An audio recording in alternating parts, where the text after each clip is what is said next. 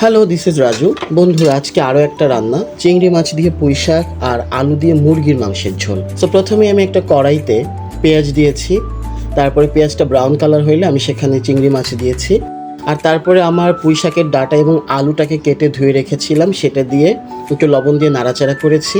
এরপর 1 চা চামচ রসুন বাটা, 1 চা চামচ আদা বাটা দিয়েছি, তারপর 1 চা চামচ হলুদ গুঁড়ো, মরিচ গুঁড়ো, জিরা এবং ধনিয়া গুঁড়ো পরিমাণ মতো দিয়ে আমি পানি দিয়ে কিছুক্ষণ কষানোর পরে দেন আমি এটার মধ্যে পুঁই শাকগুলো দিয়ে দিব।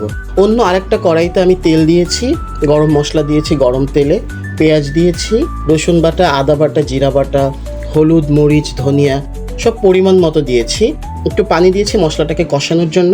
মশলা থেকে তেল ছেড়ে দেওয়ার পরে আমি সেখানে কেটে রাখা আলু এবং পরিষ্কার করে ধুয়ে রাখা মুরগির মাংস দিয়ে নাড়াচাড়া করে ঢেকে রেখেছি। ঠিক যতটুকু পানি ছিল ততটুকু শুকানোর পরে আমি কষানোর জন্য একটু পানি দিয়েছি। আর অন্যদিকে কষানো পুঁই শাকের তরকারিতে আমি পুঁই শাকগুলো দিয়ে দিয়েছি।